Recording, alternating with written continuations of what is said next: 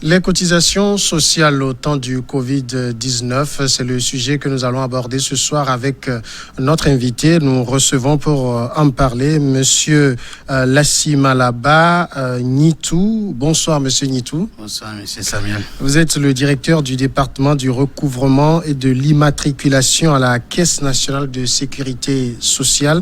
Alors d'abord, avant d'aller dans le vif du sujet, on sait que tous les services, qu'ils soient privés ou publics, sont affectés d'une manière ou d'une autre par la pandémie que nous vivons en ce moment. Au niveau de la Caisse de sécurité sociale, à quelle proportion vous êtes affecté, vos activités, vos prestations sont-elles affectées?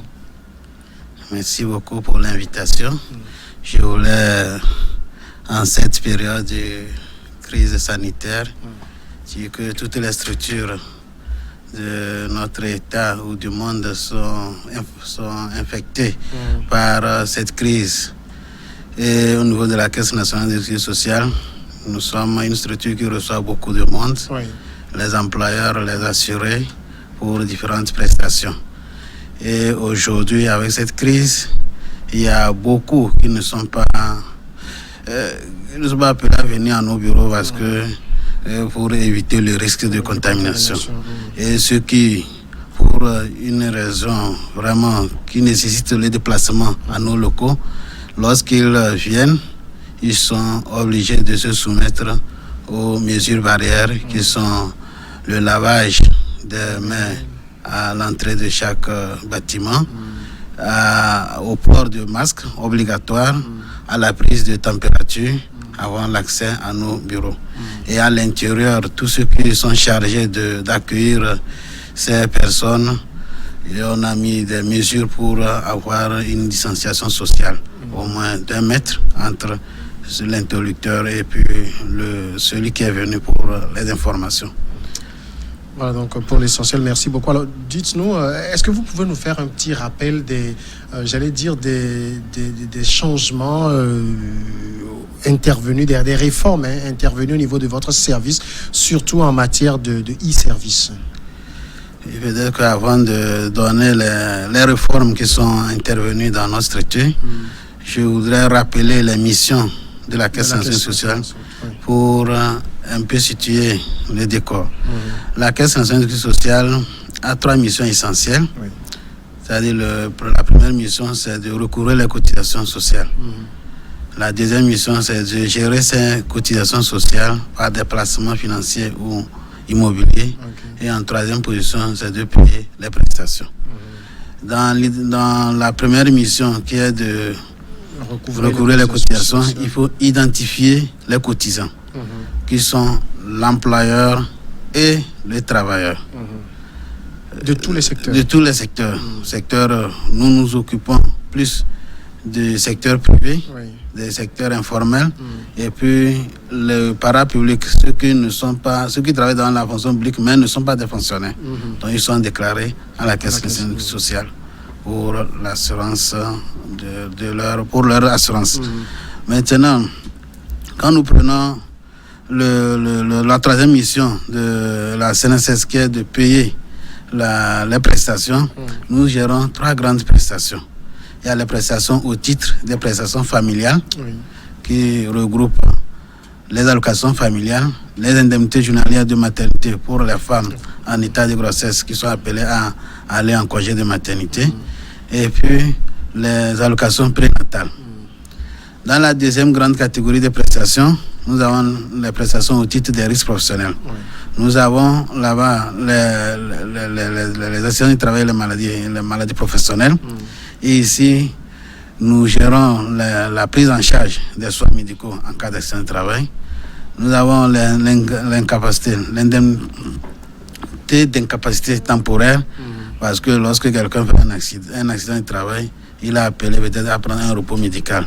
Durant ce temps, il faut intervenir.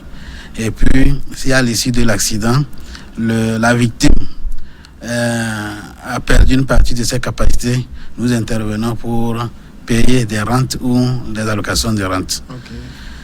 Dans la dernière grande catégorie des prestations, c'est la prestation de vieillesse. Quel que soit notre âge, un jour viendra que nous allons partir à la retraite. Nous sommes appelés à aller nous reposer. Et le moment venu, nous avons droit à une pension de retraite.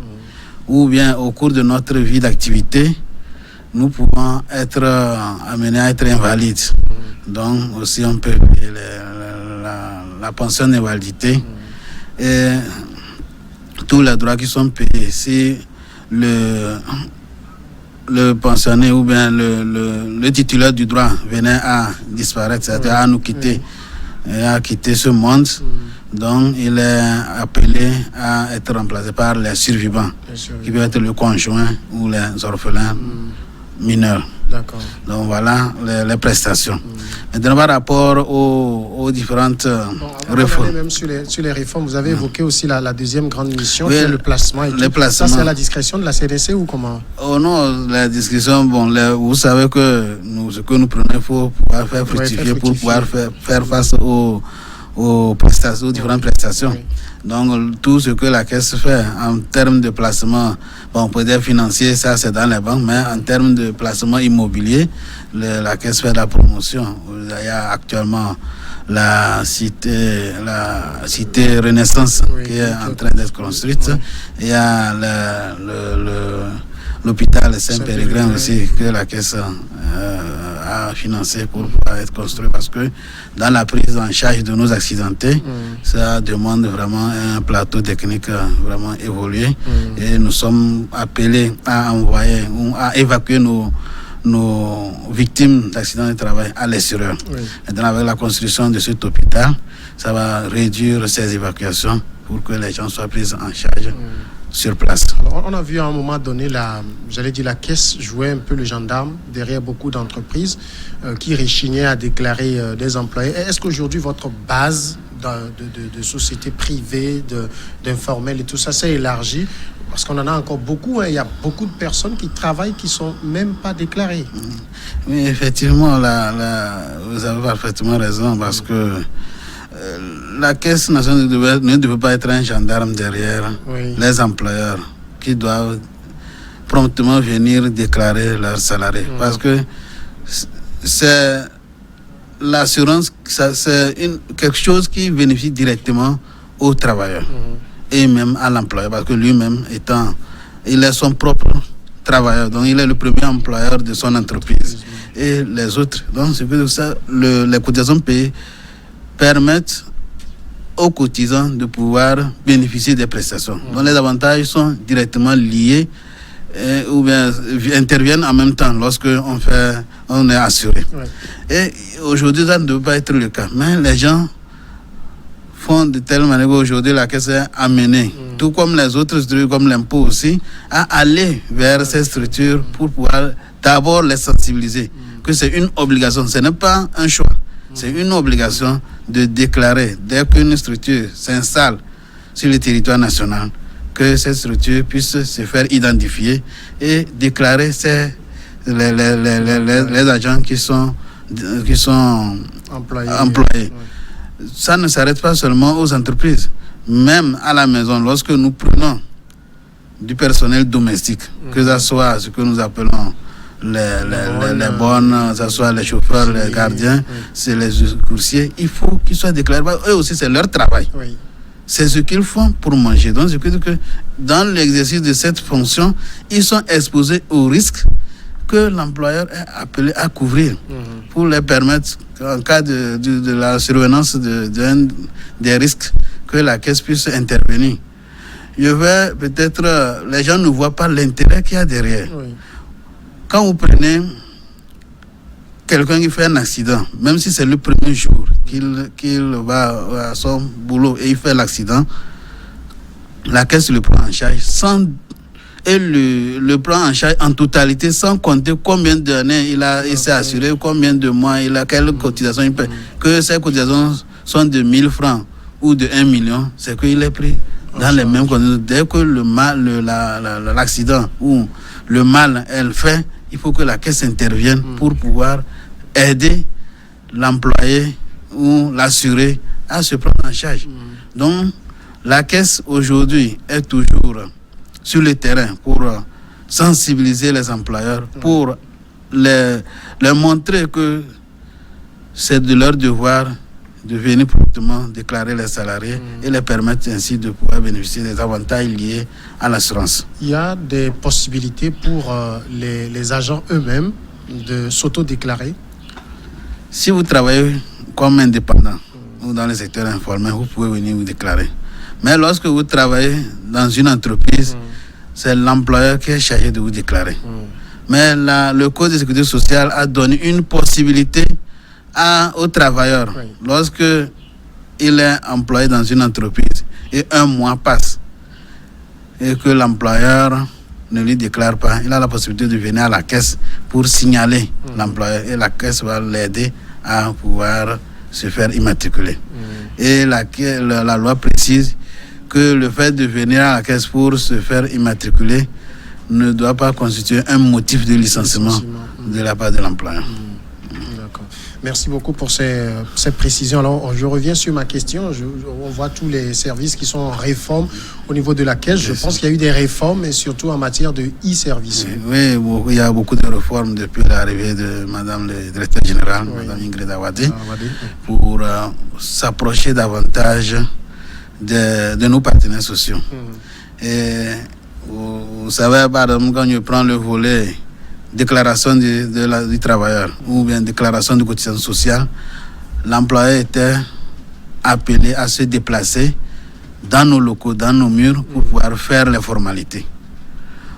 Que vous soyez à Barou ou à Kébé, à côté ici, il fallait nécessairement venir à Lomé pour ceux qui sont à Kébé ou bien aller à Takpam pour ceux qui sont à Barou pour pouvoir faire les formalités. Mais avec les réformes qui sont intervenues, aujourd'hui, les dispositions sont mises en place.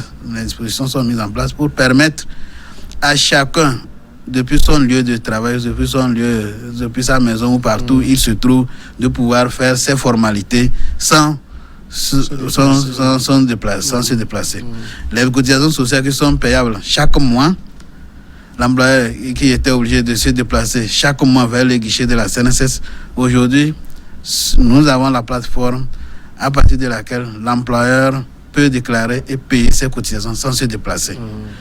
Et il peut aussi faire la déclaration du travailleur de toutes les formalités sans venir à la CNSS. Il peut aujourd'hui, l'employeur, pour participer aux appels d'offres, a besoin d'un quitus social. Il peut faire la demande de ce quitus sans venir à la caisse de sécurité sociale. L'employeur est appelé à peut-être notifier à la CNSS qu'entre-temps, un salarié est parti. Il faut que nous mettons à jour sa situation à notre niveau. Et la caisse et l'employeur n'a plus besoin de se déplacer vers la CNSS, mais depuis là où il se trouve, il peut faire les formalités. Il y a aussi la simulation des pensions. D'ailleurs, vous prenez, aujourd'hui, je suis déclaré à la CNSS. Je peux aller simuler ma pension lorsque les conditions seront remplies pour aller à la retraite. Quelle pension je peux prétendre?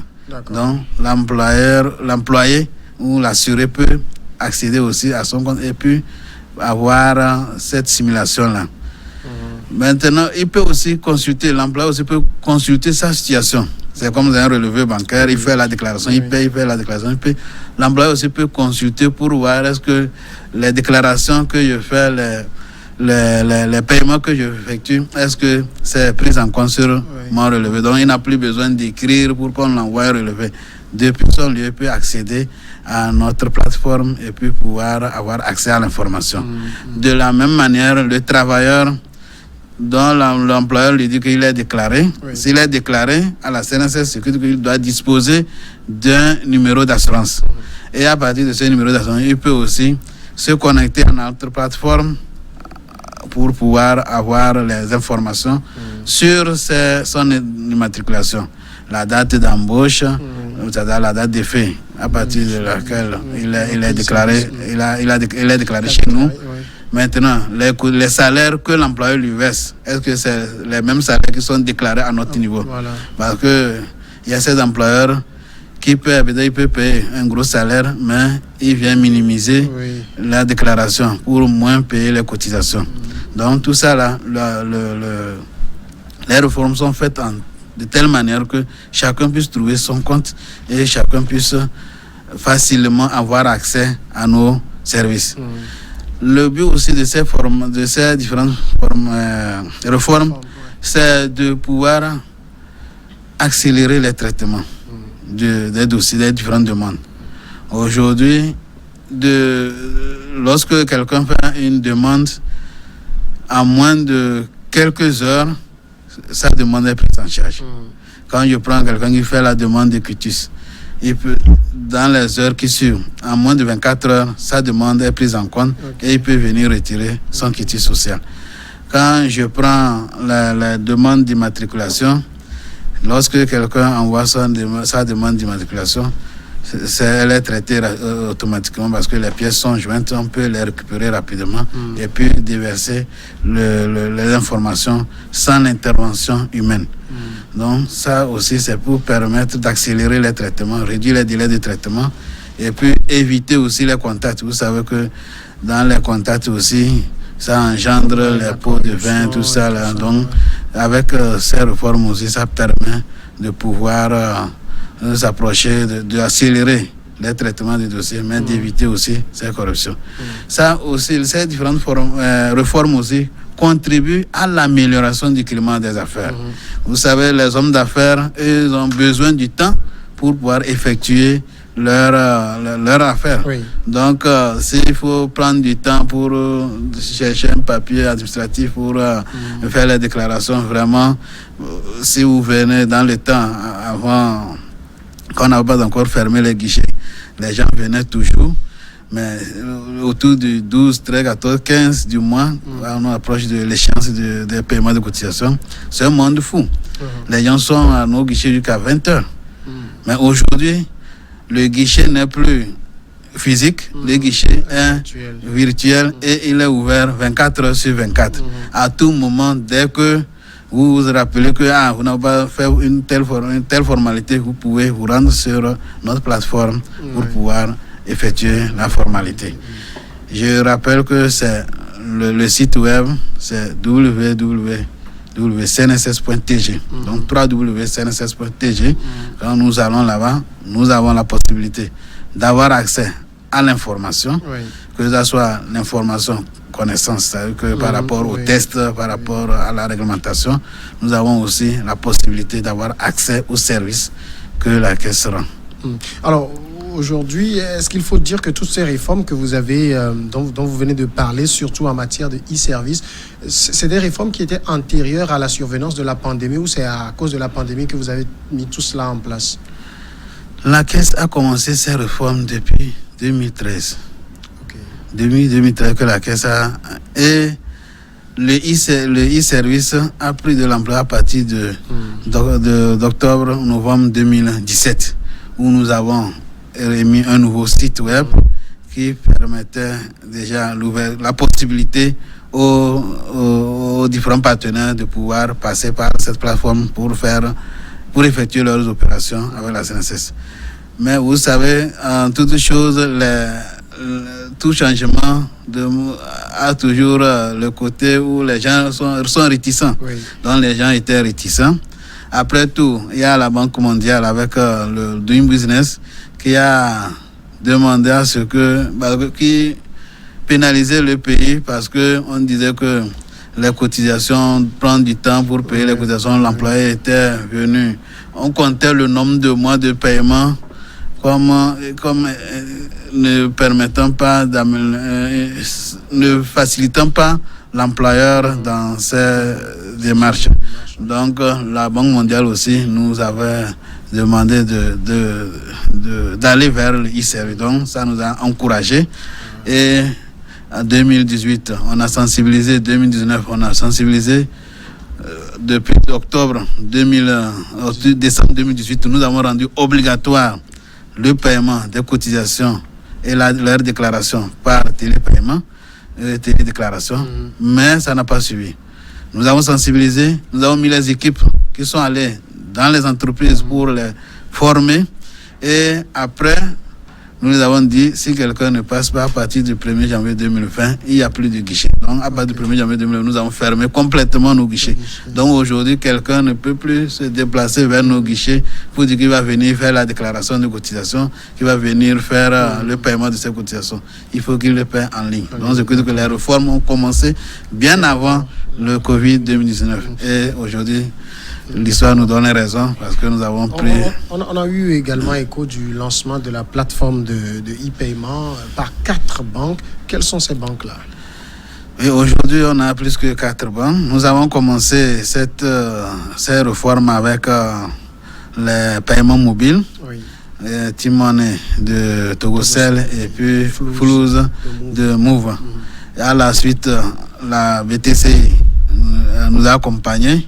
Et en avril 2019, nous avons lancé en synchronisation avec la plateforme de BTC. Oui. En juillet, nous avons élargi avec l'Ecobank, l'ITB et puis Aura Bank. Et aujourd'hui, il y a CCP qui s'est ajouté, il y a Sunu Bank qui s'est ajouté, il y a SIAB, il y a, comment on l'appelle là, je pense, il y a au total 9 banques qui sont prises en compte aujourd'hui. En tout cas, l'ensemble des banques sont dans le processus de mutualisation des plateformes pour faciliter nos partenaires de pouvoir payer leurs cotisations. Donc, sur nos 14-15 plateformes financières, nous avons déjà 9 qui sont disponibles et les autres sont en cours. Donc, ils sont en train de travailler avec les techniciens sont en train de travailler et incessamment, nous allons lancer les autres pour que chaque employeur ou chaque partenaire social dans n'importe quelle banque qui se situe ou établissement financier qui se situe, qui puisse payer ses cotisations sans se déplacer. C'est les 9 banques avec les 2 autres modes de T-Money et Flouz ou bien c'est tout qui fait 9? Non, il y a 9 banques plus les 2 modes T-Money et Flouz pour pouvoir faire choses. Je peux les citer. Hein. Oui. Donc, il y a à part BTC, ITB, Aura Bank, Ecobank, nous avons BOA, oui. Nous avons la SIAB, nous avons Sunu Bank qui était BPEC, nous avons NCA Bank, nous avons African News et nous avons CCP. D'accord. Oui, qui sont prises en compte pour pouvoir... Tout cela aujourd'hui, vous avez des garanties de fiabilité? Oui, nous avons des garanties de fiabilité. D'abord, pour pouvoir accéder à notre plateforme, oui. Il faut avoir les identifiants. Okay. Donc, quand vous allez pour créer votre compte, on vous demande une première information que vous introduisez. Après cette première information, on vous demande d'autres informations pour confirmer que c'est vous, avant de pouvoir vous donner les identifiants d'accès. Oui. De la même manière, après avoir fait la déclaration sur notre compte, si vous voulez aller sur le compte d'un partenaire, il y a aussi des identifiants. Donc, lorsque vous cliquez pour accéder sur sa plateforme, il y a aussi ces identifiants qui vont que vous devez renseigner avant d'accéder. Et aussi, à ce niveau aussi, il y a des niveaux de sécurité qui sont faits, qui sont donnés. Lorsque vous faites une opération, il y a un code qui est envoyé qu'il faut renseigner. Donc, si vous n'avez pas l'email ou bien le téléphone qui a été enregistré, donc vous ne pouvez pas accéder à l'information lorsque le code vous est envoyé. Alors, on parle de cette période de crise sanitaire avec toutes les difficultés économiques qui vont avec. Est-ce que la CNSC a pris des mesures pour venir un peu en aide aux employeurs en ces temps-ci? Quelles sont ces mesures-là?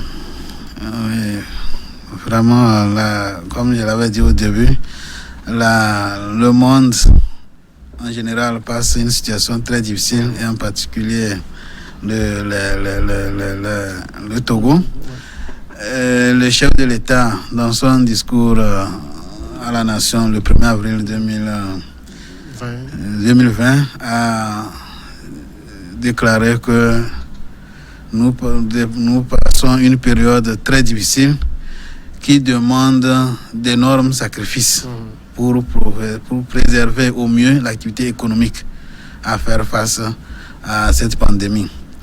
Et ce message était à l'endroit de tout le monde, que ce soit travailleurs, salariés, entreprises, chacun à son niveau devait faire quelque chose pour pouvoir soutenir l'économie nationale. Et la Caisse nationale de sécurité sociale, avec son directeur général, a pris des dispositions pour accompagner les partenaires sociaux. La première mesure pour accompagner les employeurs, c'est de suspendre le calcul des majorations de retard. Okay. C'est-à-dire que lorsque l'échéance passe et l'employeur ne paie pas cotisation, avant il devait payer des pénalités. Jusqu'au jour où il viendra payer, il y a des majorations de retard qu'il devait payer. Mais aujourd'hui, avec cette crise, tout est bouleversé. Donc on dit quelqu'un qui paie en retard ses cotisations ne sera pas pénalisé. Donc entre le mois d'avril jusqu'au mois de juillet, tous ceux qui paieront leurs cotisations, s'ils le font en dehors des délais réglementaires, ils ne vont pas subir les pénalités. La deuxième grande mesure que la Caisse a prise, c'est de permettre aux employeurs d'avoir une petite trésorerie. C'est-à-dire que les gens, avant la survenue de la pandémie, avaient des difficultés pour payer. Donc, ils avaient engrangé des arriérés de cotisation. Et celui qui dit qu'il a des arriérés de cotisation, suppose qu'il a aussi des pénalités à payer. Donc, la Caisse a dit, pour vous aider, nous n'allons pas réclamer ou nous n'allons pas réclamer toutes les pénalités que vous avez. Donc, pour cette mesure, pour tous les employeurs qui ont 1 à 4 salariés, ils auront le bénéfice d'une remise totale de leur majoration de retard sur les arriérés de cotisation. Dès qu'ils viennent payer ou bien qu'ils prennent l'engagement de payer d'ici octobre 2020. Pour les employeurs qui ont, on les classe petites et moyennes entreprises, petites et moyennes industries, donc les employeurs qui ont un effectif de 5 à 49 salariés, eux aussi, la Caisse dit pour vous aussi qui avez des majorations des cotisations arriérées à payer, nous allons vous remettre 75% sur ces pénalités. Et les grandes entreprises, donc celles qui ont plus de 50 salariés, on les remet 50% de leurs pénalités. Maintenant, les secteurs qui sont durement touchés, quand nous prenons les établissements scolaires qui sont fermés, nous prenons les hôtels, les restaurants, les débits de boissons, les hôtels, tous ces secteurs sont durement touchés. La Caisse dit, on vous remet, quelle que soit votre taille, on vous remet 100% de vos pénalités. Maintenant, il y a aussi les secteurs qui contribuent à faire face à cette pandémie, les hôpitaux et puis les pharmacies. Donc, eux aussi, ils bénéficient d'une réduction, d'une annulation totale de pénalités de retard. Donc, je peux dire qu'aujourd'hui, avec cette mesure sur les arriérés, nous sommes déjà à un manque à gagner de plus de 3,3 milliards de francs CFA. Et la Caisse contribue pour pouvoir aider les entreprises. Merci beaucoup, M. Niemtou. Le temps passe très vite. On est déjà à la fin. Merci à vous d'avoir accepté de répondre à nos questions. Merci beaucoup. Nous espérons suivre votre disponibilité pour d'autres occasions. Lassima Laba Niemtou, directeur du département du recouvrement et de l'immatriculation à la Caisse nationale de sécurité sociale. La pause après le journal. Regard croisé.